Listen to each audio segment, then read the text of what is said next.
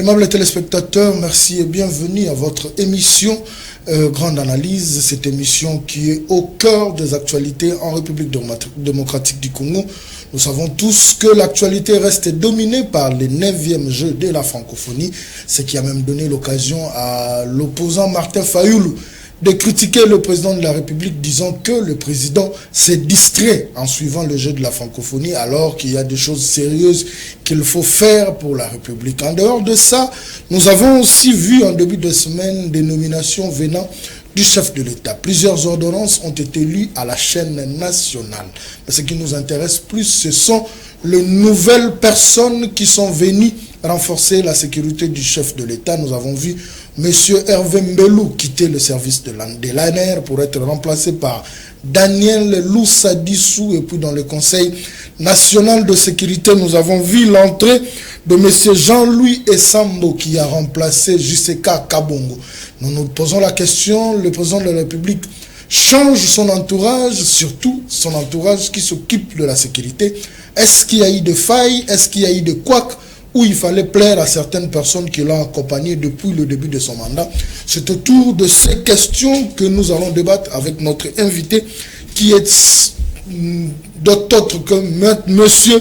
Dani Chamala, qui est un habitué de ces plateaux, qui nous a manqué parce qu'il était éprouvé, il a perdu sa mère. Avant tout, nous commençons par vous présenter nos condoléances. Merci beaucoup, monsieur le journaliste. Comment vous allez? Non, la santé, ça va, et surtout que nous sommes là pour l'intérêt général. Nonobstant tout ce que nous avons comme problème et ce que nous avons comme souci dans la famille, du fait que nous avons perdu tragiquement notre mère, nous ne pouvons qu'être là pour servir la nation. Raison pour laquelle nous sommes là, nonobstant les soucis que nous avons et les chagrins et tout ça. Ça arrive à tout le monde, nous ne pouvons qu'être là pour l'intérêt de la nation. Voilà, merci beaucoup. Avant d'entrer dans le vif de notre sujet, la République démocratique du Congo a commémoré les génocides vécus en République démocratique du Congo. Je pense que vous avez suivi les témoignages de ces victimes hier, en présence du chef de l'État et de la distinguée première dame, Mme Denise Nyakero. Vous avez suivi l'émotion qu'il y avait dans la salle, ceux qui n'ont pas pu retenir leurs larmes ont pleuré. Le président avait très mal et il a même demandé au Parlement de voter des lois faisant en sorte que toutes ces personnes citées dans ce meurtre ou dans ces tueries perpétrées à l'est de la République démocratique du Congo ne puissent pas briguer des postes de responsabilité. En tant que Congolais, comment avez-vous perçu ce message? Oui, monsieur le journaliste, vous savez que en tant que patriote, nous ne pouvons jamais encourager les violences dans ce pays. Et les violences ont caractérisé notre pays depuis plus de 30 ans. Il y a des familles de victimes. Jusqu'à présent, nous continuons toujours à demander à ce qu'il y ait une justice pour ces victimes. Ce qui a été aussi la volonté du président de la République dès son entrée au pouvoir. Il avait promis aussi de se pencher sur ce cas.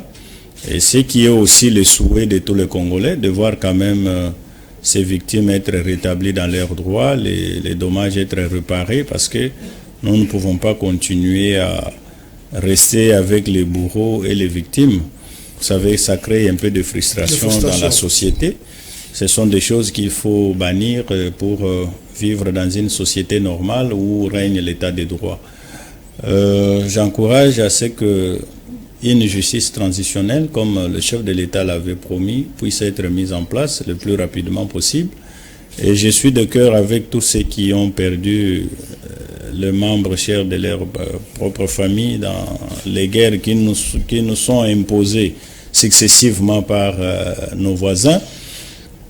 Et je suis aussi de cœur avec tous ceux qui souhaitent à ce que la justice puisse faire son travail dans ce pays pour que les réparations soient faites et que nos frères et sœurs qui sont victimes de ces guerres-là ou de ces actes barbares puissent quand même retrouver la paix et la quiétude dans leur propre pays. Voilà, c'est ça le souhait de tout le monde. Le chef de l'État est en train de fournir des efforts afin que la quiétude et la paix puisse régner à l'est de la République démocratique du Congo et dans tous les coins de la République où il y a des zones de tension. Voilà, c'était juste une parenthèse. Nous revenons dans le vif de notre sujet. Le président de la République a signé des ordonnances. Il y en a plusieurs, mais ce qui nous intéresse plus sur le volet sécuritaire. Le président a nommé de nouvelles personnes dans son entourage pour sa sécurité. À l'ANER, il a nommé M. Daniel Loussa-Dissou, médecin cardiologue, militaire formé à l'école royale militaire en Belgique, ancien ex-phase de grade colonel de la division spéciale présidentielle connue sous le nom de DSP. Mais ce fut aussi un proche du Sphinx de l'Imité qui est Etienne Tshisekedi Wamulumba de heureuse mémoire. Est-ce qu'il fallait seulement puiser dans le proche de la famille ou c'est par mérite qu'on ramène M. Daniel Loussa-Dissou près du président de la République? Oui, monsieur le journaliste, vous savez que parmi les reproches que certaines personnes mal intentionnées, je précise, ont toujours fait auprès du chef de l'État, c'est le fait que non, voilà, les nominations du président de la République ne tiennent pas compte de ceci ou de cela. Et non, voilà, il est en train d'épuiser que les gens de sa propre province, et voilà, il est en train de prendre que les diasporas, voilà, ses amis de la diaspora et tout ça, il ne puise pas dans le parti, il ne puise pas dans parmi les Congolais vivant à Kinshasa, où il ne puise pas, donc tout ça. Parmi ces reproches-là, les gens pensent peut-être que tout ça, ça n'arrive pas auprès du chef. Le chef a des oreilles partout, il entend et puis il examine. En tant que père de la nation, il est le père de ceux qui sont dans le Bas-Congo, ceux qui sont dans le Kasaï, ceux qui sont dans le Katanga, Kisangani, qui sais-je encore. Donc, il a le droit de faire le choix et de choisir parmi les Congolais. Parce que ce soit les ex-phases, les Kadoko, même ceux que nous avons actuellement, ce sont des Congolais. Et ce sont des pièces qu'il peut utiliser à tout moment et au bon escient. Il a plu au chef de l'État de jeter son dévolu sur M. Daniel Loussa-Dissou. Lorsque vous êtes en train de parler de son cursus, vous avez trouvé que c'est quelqu'un qui, au moins, il connaît quelque chose sur la sécurité. Donc, il connaît au moins quelque chose sur la sécurité. Et dans ce qu'il connaît sur la sécurité, il n'a pas évolué dans n'importe quelle division. Il a évolué dans la division présidentielle. Oui, division spéciale. Donc, division spéciale présidentielle d'ESP. Vous connaissez quand même ce que c'est d'ESP dans ce pays, pour ceux qui sont nés à l'époque du Zaïre. Pour ceux qui sont nés à l'âge de Kadogo et ne comprennent pas, ils ne connaissent pas d'ESP, c'est quoi. Mais pour nous qui avons vu DSP en œuvre, nous avons toujours confiance lorsqu'on nous amène un élément, on nous dit que c'est un élément de DSP, on le place à un poste de responsabilité, surtout en matière de la sécurité, nous faisons confiance. Les chefs, pourquoi il a puisé auprès de cette division, pourquoi il a nommé M. Loussa-Dissou? Donc, ça relève de sa compétence et de son intime conviction ou de son secret en tant que président de la République. Il connaît le pourquoi il l'a fait. Et comme vous avez dit que la personne était aussi proche du président Etienne Tshisekedi, c'est-à-dire que c'est quelqu'un qu'il connaît déjà depuis très longtemps. Parce que n'oublions pas que le chef de l'État, c'est quelqu'un qui était beaucoup plus proche de son père. Alors, il connaît qui était proche de son père et il connaît comment ces gens-là fonctionnent. C'est comme ça que vous avez vu, même lors de certaines nominations, il y a certaines personnes qui ont été nommées du fait qu'ils fréquentaient le Sphinx. Parce que ce sont des personnes qu'il connaît très bien. Parce que le président ne peut pas nommer quelqu'un qu'il ne connaît pas, quelqu'un qui n'a jamais été en contact avec lui pour lui donner un poste de responsabilité comme celui-là. Donc l'ANER, ce n'est pas un petit service. C'est le service qui s'occupe beaucoup plus de la sécurité du président de la République et de la sécurité aussi de l'État. Donc, c'est quelqu'un que le chef a bien étudié. Il a trouvé qu'il mérite d'être à cet endroit-là. C'est comme ça qu'il l'a placé là. Et en le plaçant, ce n'est pas le fait de dire que ceux qui ont travaillé avant avaient des faiblesses ou ils ne méritaient pas de travailler. Ils ont fait leur temps, ils ont travaillé, mais le chef a trouvé que pour ce moment ici, nous pouvons quand même opérer un changement au niveau de services de sécurité pour voir comment chacun peut apporter aussi quelque chose de nouveau dans ce que nous avons déjà vécu. Jean-Louis Esambo, qui vient remplacer Jean-Claude Kabongo, qui fit assumer l'intérim du fantomas François Béa. C'est vrai qu'il est aussi proche du président de la République parce que dans sa biographie, on a même essayé d'épingler en disant qu'il chuchotait à l'oreille du président. Mais du moins, il était déjà conseiller du président dans l'ombre. Jusque-là, il était juge à la Cour constitutionnelle, juge et puis au Conseil d'État. Alors, à ce jour, ma question est celle de savoir, à quelques mois des élections, pourquoi ces changements? C'est vrai que plusieurs entreprises publiques ont subi ces changements, mais ma question repose sur la crainte.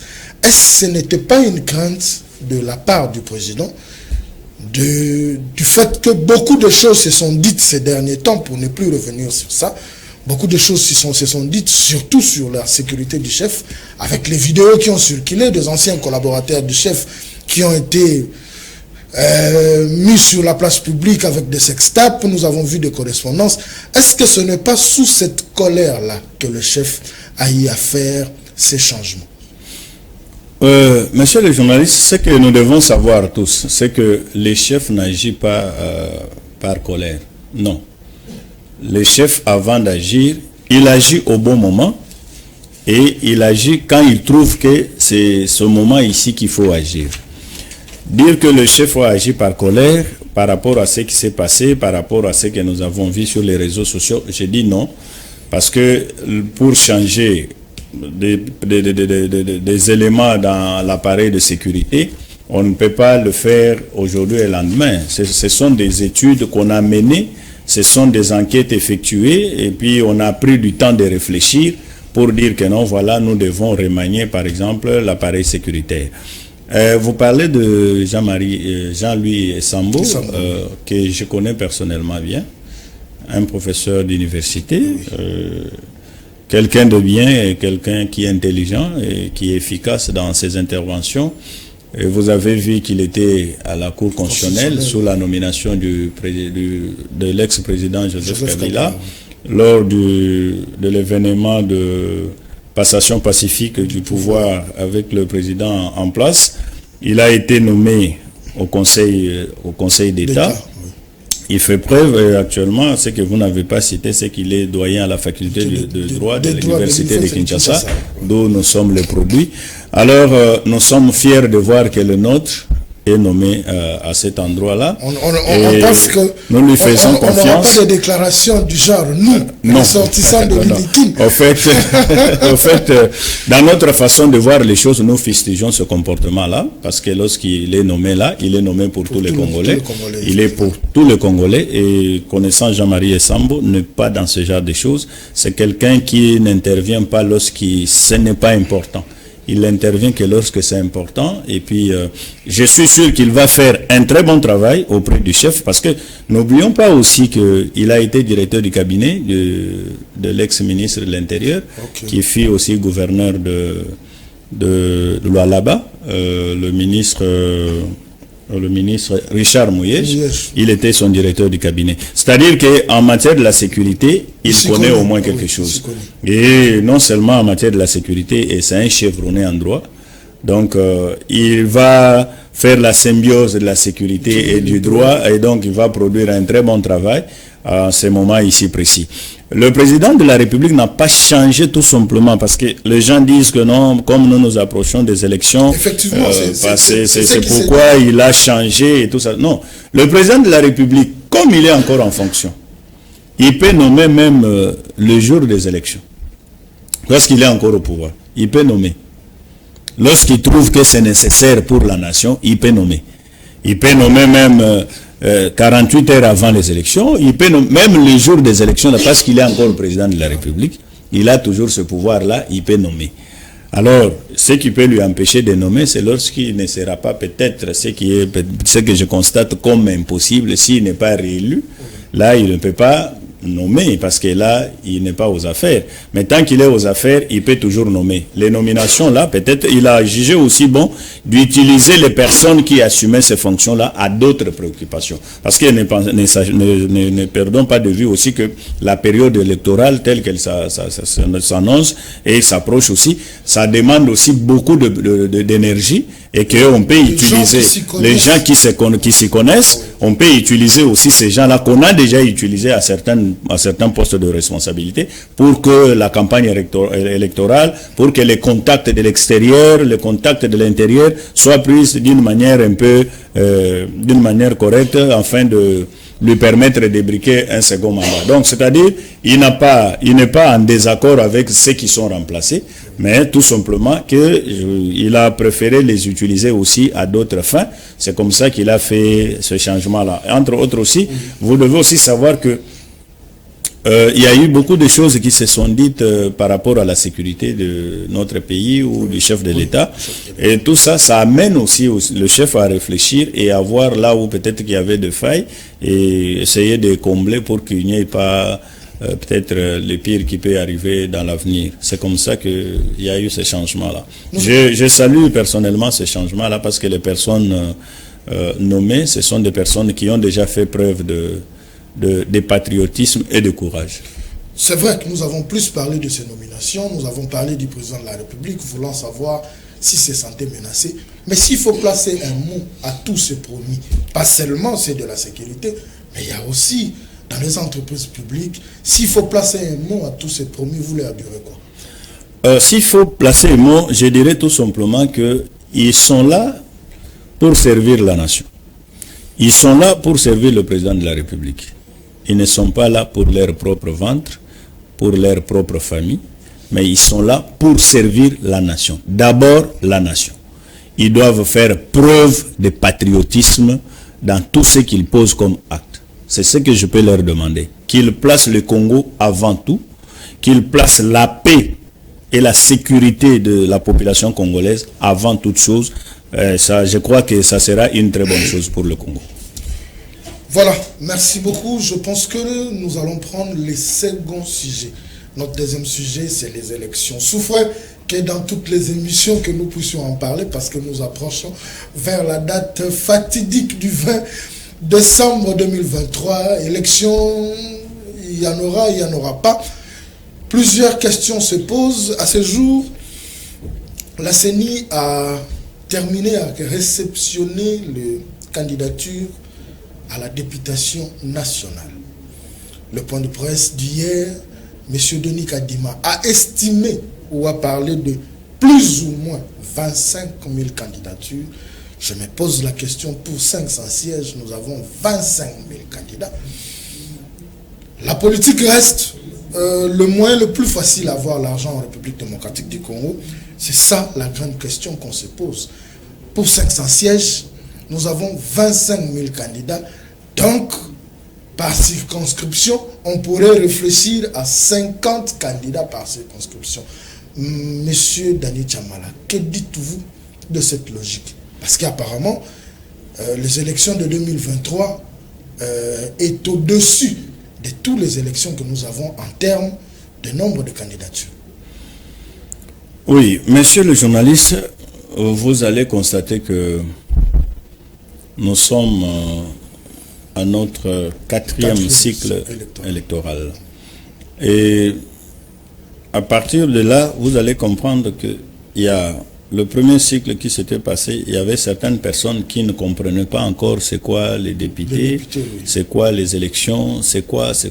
Mais au fur et à mesure que nous sommes en train de voir ces cycles électoraux passer, il y a certaines personnes aussi qui sont en train de multiplier ou de faire naître leurs ambitions. Et aussi cette envie-là de postuler. Et aussi, il ne faut pas aussi perdre de vue que la classe politique que nous avons, c'est une classe politique vieillissante. Nous sommes en train de parler aujourd'hui de certaines personnes qui ont travaillé avec le feu maréchal Mobutu, qui sont encore là jusqu'aujourd'hui avec le président Tshisekedi. Mais déjà, du président Mobutu jusqu'au président Tshisekedi aujourd'hui, nous comptons aujourd'hui presque 3 présidents. Donc, le président Félix, c'est le troisième. Le président Félix est 3e. Vous voyez que l'âge de ces gens-là avance. Ils doivent quand même être remplacés aussi par certaines personnes. Donc c'est comme ça que la classe, la jeunesse est en train de développer aussi cette envie-là d'être député, d'être ministre, d'être PDG dans des entreprises. Il est temps que tout ce monde-là puisse aussi postuler pour apprendre un peu la vie politique. Qu'est-ce qu'un député, quel est le rôle d'un député et comment devenir un député. C'est aussi de l'apprentissage aussi. Je ne trouve pas ça un peu aberrant d'avoir 50 000. Pourquoi? Parce que nous sommes un pays où nous avons plus de 100 millions d'habitants. Si nous avons 25 000 candidats pour 500 places, c'est pas un péché. Et la deuxième chose aussi, il faut aussi se dire que nous vivons dans un pays où les emplois posent problème jusqu'à là. Quand bien même qu'on est en train d'en créer quelques-uns, mais du moins, les emplois posent problème. Il y a certaines personnes qui trouvent peut-être que non, au lieu que je sois toujours au chômage, je peux aussi tenter la chance et devenir député et être payé chaque fin du mois. C'est toujours dans le sens normal de l'apprentissage de la démocratie. Mais seulement aussi, il y a aussi un autre aspect, c'est que il y a certaines personnes, ça c'est le cas des personnes que je suis en train de déplorer, qui aiment bien ce qu'on appelle les immunités parlementaires. Parce que ils savent que lorsque vous êtes député, la procédure d'arrestation ou d'interpellation est un peu lourde. Il faut aller se cacher là-bas et tout ça. Mais c'est cette classe-là que je suis en train de décourager pour dire qu'il faut changer les comportements. Il faut voir les choses de façon positive pour vivre en paix dans la société. Vous comprenez? Il ne faut pas faire des choses d'une manière un peu tronquée et puis aller se cacher derrière les immunités pour que vous ne soyez pas poursuivis par la justice. Ça, c'est une classe que je suis en train de décourager. C'est aussi cet aspect des choses, lorsqu'on constate les immunités et tout ça, il y a aussi l'engouement dans ce sens-là. Autre chose, c'est par rapport au montant le montant que perçoivent les députés. Quand quelqu'un, ce qui est connu, lorsque les autres parlent, les visibles et les non visibles, vous voyez un peu cet aspect des choses, ça excite tout le monde à postuler pour aller voir si effectivement il touche les 21 000 dont il était question ici, ou bien avoir une Jeep Palisade, ou bon, cette fois-ci je pense que ça ne sera pas Palisade, ça pourrait être autre chose parce que les véhicules on en fabrique toujours. Oui. Alors c'est tout ça qui pousse les gens à adhérer beaucoup plus à ce mouvement de postuler comme candidat député. Mais seulement, je demande à la population de faire beaucoup plus attention lorsqu'il faut élire des gens. Il faut élire des gens sur base d'un programme. Il ne faut pas élire les gens parce qu'ils ont porté des vestes, ils sont venus dire que moi je suis candidat, moi je suis de tel parti. Non. Élisons des candidats sur base d'un programme. Les gens qui vous présentent quand même quelque chose réfléchi, c'est ça, ces gens-là qu'il faut donner de la chance pour que notre Parlement puisse refléter quand même la grandeur du Congo. Hier, le président de la CENI a lancé l'électorat pour les provinciales et les conseillers communaux. C'est vrai que ça va du 3 au 20 août. Mais nous avons vécu un truc lors de la période de dépôt de candidature pour les députés nationaux. Pour la CENI a eu à proroger parce que il n'y avait pas assez d'engouement. Après avoir fait des enquêtes, nous avons compris que ces retards-là, certains candidats l'ont connu dans leur parti et certains n'avaient pas encore de dossier fini. D'autres étaient en guerre entre eux parce que le président ou le secrétaire général veut X à la place d'Y. Et d'autres viennent avec des suppliants que le parti refuse. Tout cela a donné un retard lors du dépôt de candidature à la députation nationale. À ce jour, vous pensez que ce délai-là de pratiquement 3 semaines sera suffisant pour que tous les candidats, députés provinciaux et les conseillers communaux puissent déposer leur candidature en bonne et due forme et à temps? Le second, monsieur le journaliste, par rapport à cette question, féliciter d'abord le président de la CENI pour son optimisme, parce que ce retard-là n'a pas été dit tout simplement tout ce que vous venez de développer là, mais nous devons aussi comprendre que ce retard-là a été dû du fait que beaucoup de gens ne croyaient pas qu'il y aura élection dans ce pays. Ça c'est vrai. Comme ils ne croyaient pas à ce que les élections auront bel et bien lieu dans ce pays, ils ne s'étaient pas préparés ils n'avaient pas à prêter leur dossier pour aller aux élections. C'est comme ça, je me rappelle encore dans d'autres émissions que nous avons eu à voir avec vous, nous avons parlé que les gens ne se préparent pas pour les élections, mais la plupart se préparent pour aller au dialogue. C'est ce qui a fait qu'au lieu de chercher des dossiers pour le candidat, au lieu de chercher la caution pour le candidat, ils sont en train de chercher comment aller au dialogue, comment créer le désordre dans le pays, comment créer l'insécurité, comment faire de sorte que les élections soient reportées et tout ça. Mais c'est ce qui a causé aussi ce retard-là. Mais par rapport à son optimisme, le président de la CENI, il a quand même accordé... Bien qu'il soit optimiste, mais des fois il se plaint sur le retard de paiement du gouvernement. Oui, ça ce sont des imperfections qu'il faut peut-être...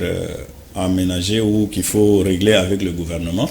Mais j'ai dit que son optimisme se fait voir parce que nonobstant ce retard-là dans le paiement, dans la libération de fonds qu'il doit utiliser, mais du moins il est en train d'avancer avec le moyen de bord. C'est ça, c'est pour cela que je suis en train de le féliciter, dire que c'est quelqu'un qui fait un bon travail. Son optimisme-là est beaucoup plus profitable à la RDC et notre pays. Donc, j'ai dit que ces gens-là, ils ne se préparaient pas pour les élections. Ils se préparaient pour autre chose. Personne ne croyait.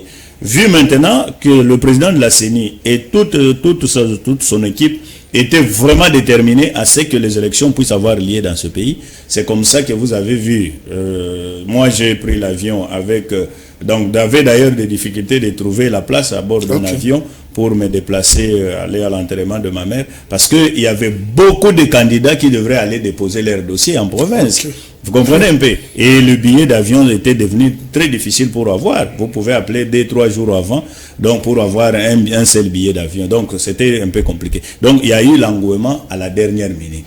Et cela ne m'étonne pas parce que nous les Congolais, nous sommes habitués toujours à faire des choses à la dernière minute. Alors qu'on avait donné tout le temps possible et les gens organisés pouvaient le faire le plus rapidement possible. Donc comprenez ça dans ce sens-là, que c'était dû du fait qu'il y avait eu cette résistance que non, il n'y aura pas élection ou pas.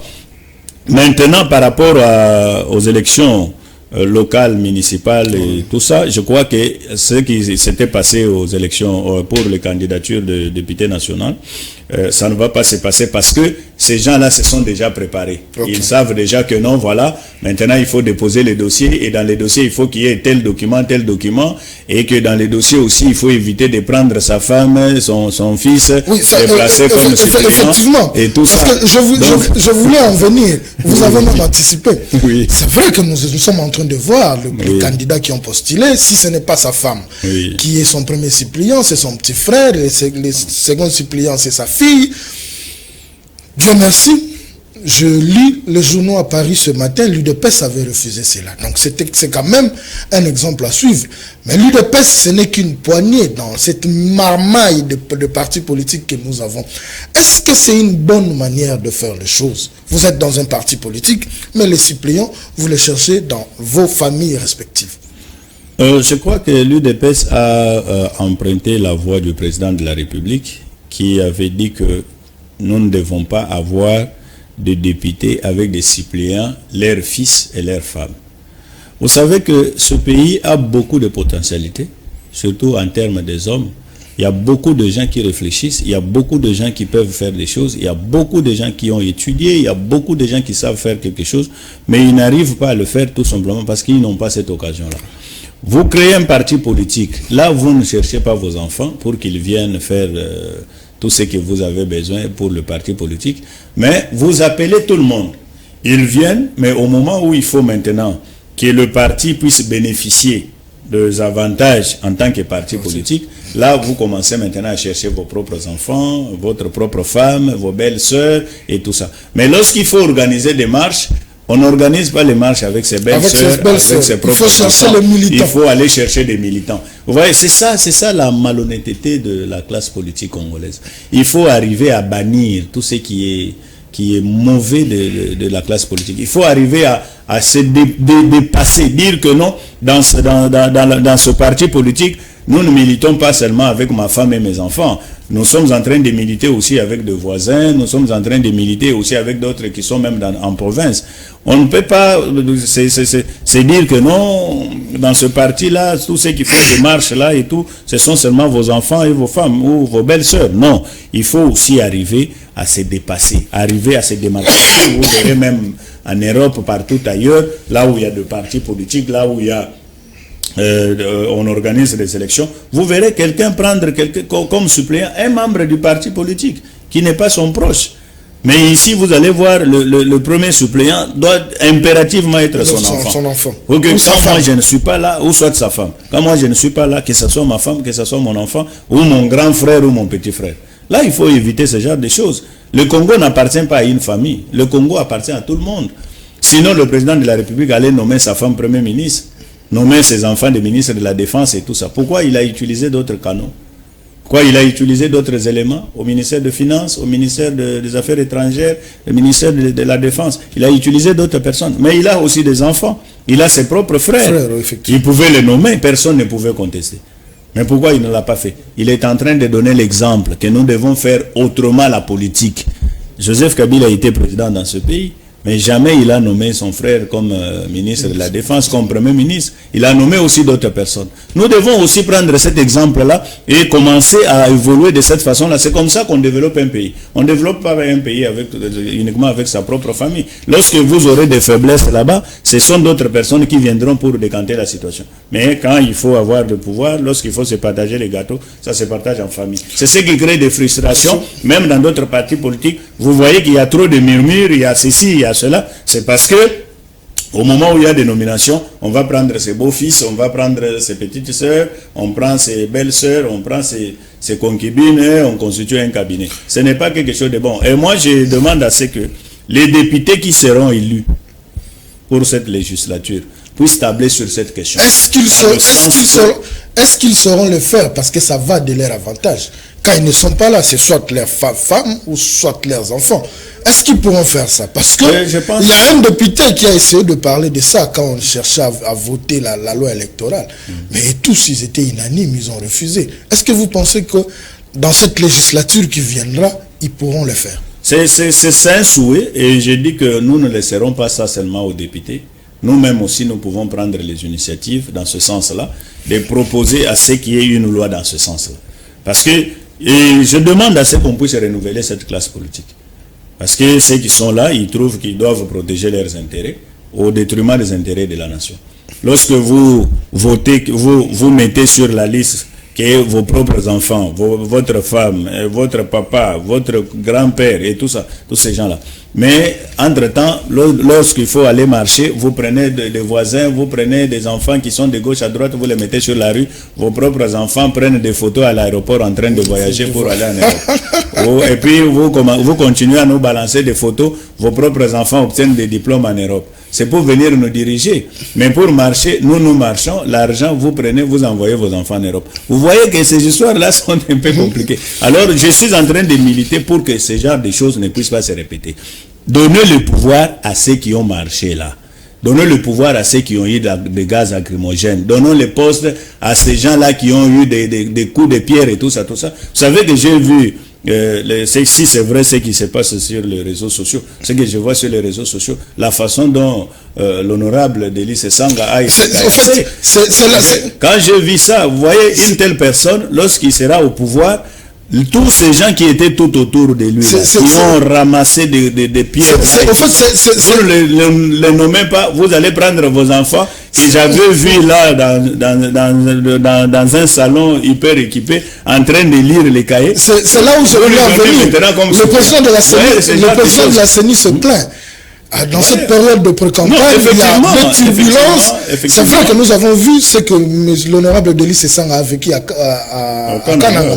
Mais ici aussi, il semblerait qu'il y a une vidéo. La vidéo du Nouvel Élan. Il y a le bâtiment caillassé, il semblerait, par le membre de l'ECD.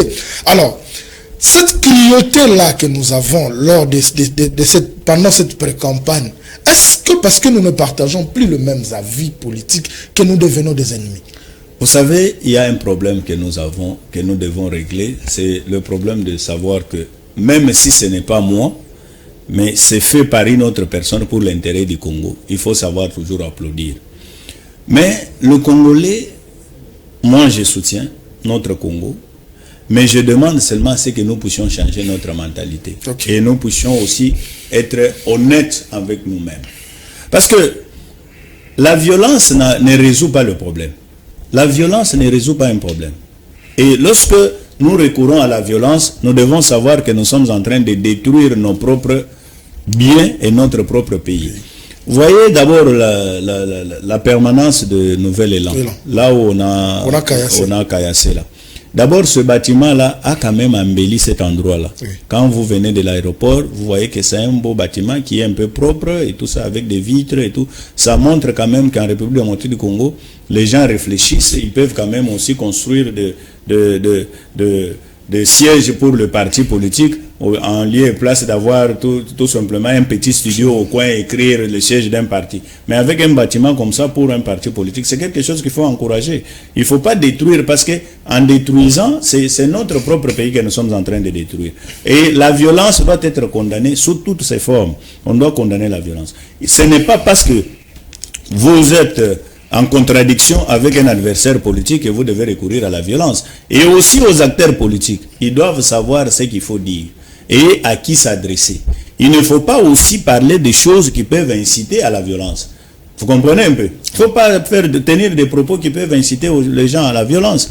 Même si nous condamnons la violence, mais nous devons aussi condamner les propos qui peuvent inciter les gens à la violence. C'est ça aussi des choses que nous devons savoir.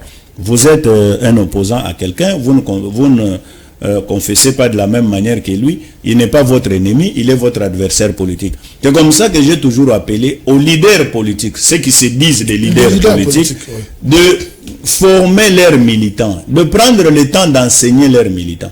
Les militants ne sont pas seulement importants lorsqu'il faut organiser des manifestations. Ces militants-là, vous devez les former. Ils doivent apprendre le civisme, le patriotisme. Ils doivent savoir comment se comporter lorsque vous êtes devant un adversaire politique.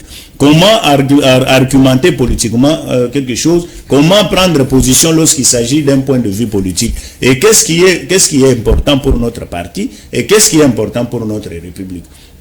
Tout ce que nous faisons, tous ces partis politiques créés, on les crée seulement pour le Congo. Oui. Chaque parti politique a une vision, j'espère. Chaque parti politique a une vision qui est couchée dans ses statuts et tout ça. Mais quand vous regardez que non, peut-être tel n'est pas dans notre vision, vous devez les supporter aussi pour que demain, quand il sera au pouvoir ou quand vous serez au pouvoir, vous puissiez voir comment les choses peuvent évoluer. Ce n'est pas question de commencer à caillasser les gens, faire ceci, faire cela. Et non, ça, je condamne. Entre-temps, je condamne aussi les propos qui peuvent amener à la violence. Nous ne pourrons pas terminer cette émission sans pour autant évoquer le point de presse d'Augustin Matata Ponyo, qui était hier à Kindu. Il a dit, il s'est déjà déclaré candidat président de la République.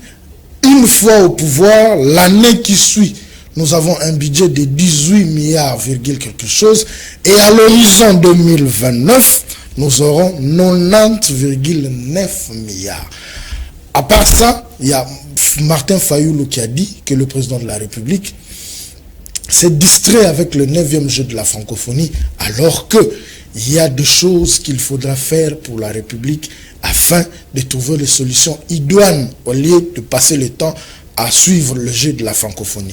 Ces deux opposants ont quand même parlé, ils ont indexé le président de la République. En tant que Congolais, qu'est-ce que vous dites de tout ça? Je commence par le dernier, c'est-à-dire Martin Fayoulou.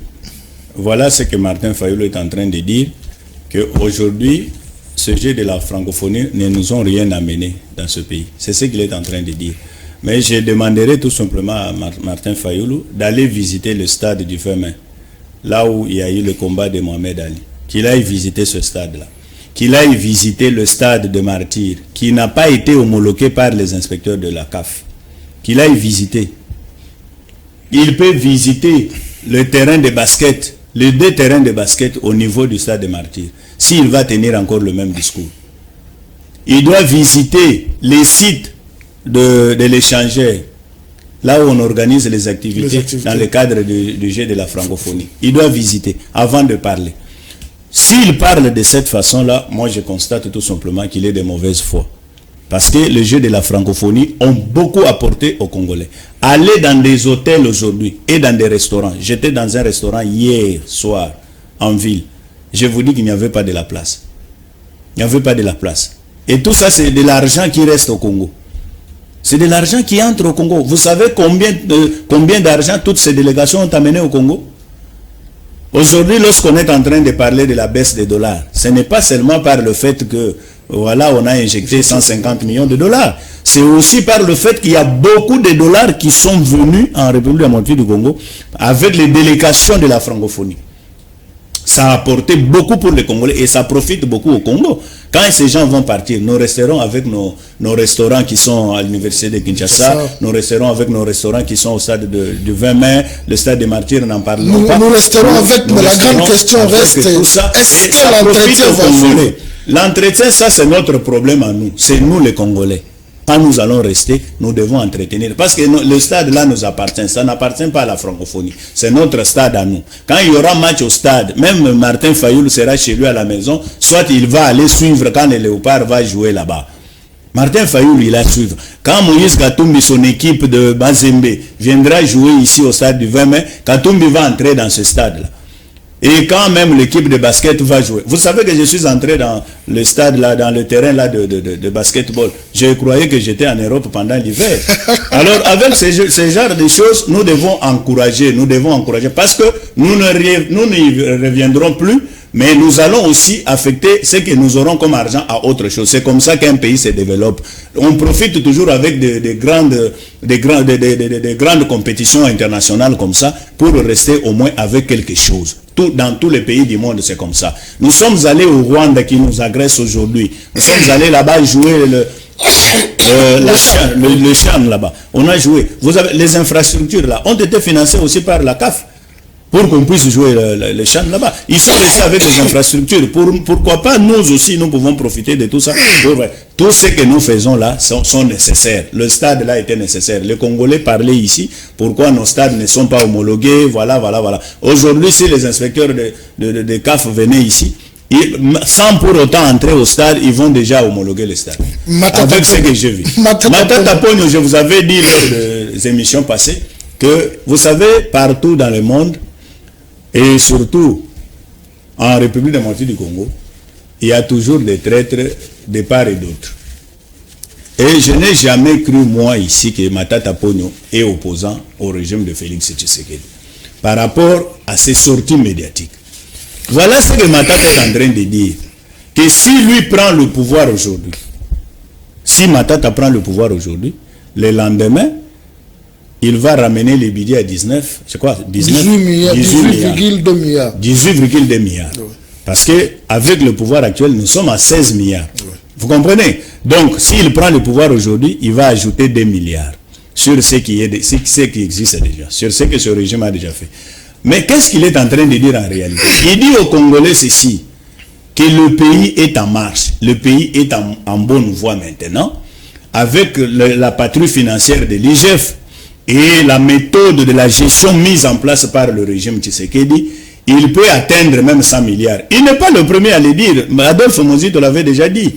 Adolphe Muzito avait déjà dit que si aujourd'hui les gens contestent ce qui est en train d'être fait sur le plan financier en République démocratique du Congo, cette personne est de mauvaise foi. C'est-à-dire que Matata a emprunté la voix d'Adolphe Muzito qui avait déjà félicité la prouesse financière du régime de Félix Tshisekedi. Et lui aussi est en train de féliciter ça. Il dit, si j'arrive au pouvoir, avec ce qui est mis en place par Félix Tshisekedi, je crois que je peux atteindre 100 milliards. Il ne dit pas autre chose. Il n'a pas contredit le président de la République. Il est en train d'acclamer ce qui est en train d'être fait par le régime Tshisekedi. Matata n'a jamais été opposant. Il n'a jamais été dans l'opposition tel qu'il est là. Il est en train toujours d'acclamer tout ce qui se passe dans le régime. Et quand il y a des contradictions de l'autre côté, lui s'amène toujours avec un point positif. Il dit toujours quelque chose de bien pour le régime en place. Donc c'est ce que les gens doivent comprendre, que Matata est en train de faire son travail pour lequel il était allé parmi les 4 qui étaient de l'autre côté. Parce que parmi les 4, je vous dis qu'il y a, je crois, 2 ou 3 qui sont avec le régime actuel, mais qui nous font croire qu'ils sont dans l'opposition alors il marche et il parle de la même façon. Voilà, merci beaucoup. C'est par ce mot de monsieur Dani Chamala que nous allons mettre un point final à cette émission. Vous étiez nombreux à nous suivre. Continuez à nous suivre sur notre page YouTube intitulée Fondation Maloua Télévision. Vous allez suivre cette émission et toutes les émissions précédentes. Vous qui avez des suggestions à faire, n'hésitez pas de le faire. Vous voulez participer aussi à cette émission, tâchez de nous écrire ou de nous appeler. Ça sera toujours un grand plaisir. Merci beaucoup à toute l'équipe technique qui nous a accompagnés et restez toujours branchés au programme de FM Télévision.